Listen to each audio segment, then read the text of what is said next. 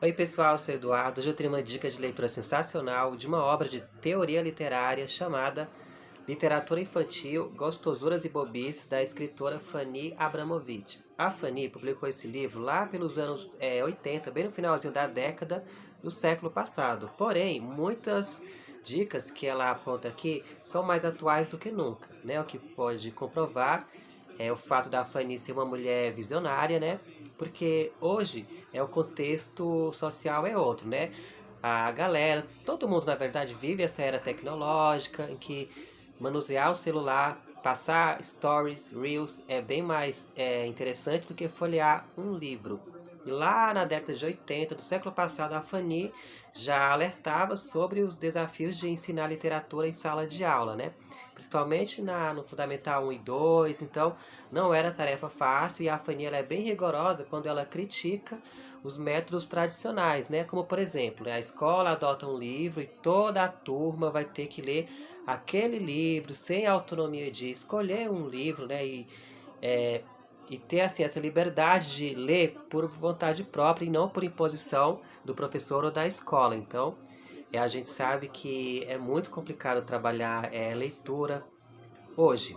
Ou seja, se naquele tempo, né, século XX era difícil, imagina hoje, né? O professor tem que ser muito criativo, né? Adotar dinâmicas mais que interagem mais em que o aluno seja o protagonista e não apenas impor, ó, tem que ler tal página porque essa história passa uma mensagem edificante, porque o livro tem uma escrita criativa. A gente sabe que por mais que o professor seja bem intencionado, né, em que o aluno conheça aquele produto, né, útil para a vida dele, né, porque ali tem uma história interessante que pode trazer bons valores, né, enfim.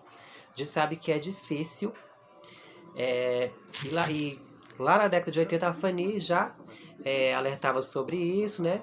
E também ela não apenas ela criticava, é claro, como ela também dava dicas do que o professor pode fazer para tornar mais eficiente a sua prática didática enquanto professor de língua portuguesa na hora de trabalhar uma leitura infanto-juvenil.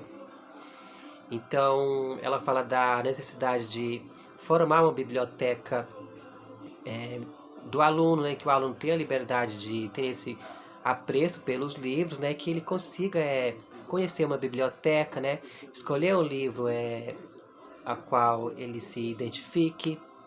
Então, é interessante também a gente saber que aqui ela já alertava também sobre essa questão da representatividade, né? Por mais que ela não usasse esse termo tão em voga nos dias de hoje, representatividade, né? Uma literatura que contemple os povos originários, que contemple personagens da periferia de uma grande cidade ou mesmo do interior do Brasil. E eu achei muito interessante porque muitas questões são debatidas hoje. A Fanny ela já debatia isso lá décadas atrás. Então, eu fiquei muito encantado pela maneira como ela expõe seus argumentos, né? Aquela coisa muito da vocação. Quando eu leio os parágrafos aqui da Fanny, eu vejo que ela tinha essa vocação, né, de ser professora. Aliás, nem sei se ela era professora mesmo ou se ela é apenas uma pesquisadora e que contribuiu tanto para a literatura infanto-juvenil, né? Porque aquela, claro que ela vai resumir livros muito interessantes, como obras da Ana Maria Machado, do Ziraldo, do José Paulo Paes, da Elvira Vigna, da Ruth Rocha, enfim, de vários autores que a gente sabe que são referências quando o assunto é literatura infanto-juvenil. A Fanny, ela disseca um pouco, né, a referida obra e ela também sugere práticas é, didáticas que favorecem o trabalho do professor em sala de aula, né? Então, eu indico muito esse livro aqui se você quiser se aprofundar mais na literatura infanto-juvenil, até porque o bom da literatura infanto-juvenil, né? Porque ela é feita, claro, visando o público pré-adolescente ou criança mesmo, né? Mas um adulto pode muito bem reconhecer a qualidade literária dessa literatura, né? Até porque ela foi criada por um adulto, na maioria das vezes, E eu pretendo estudar literatura infanto-juvenil no meu mestrado futuramente, né? Estou só rascunhando ainda, né? Lendo autoras como a Fanny Abramovic.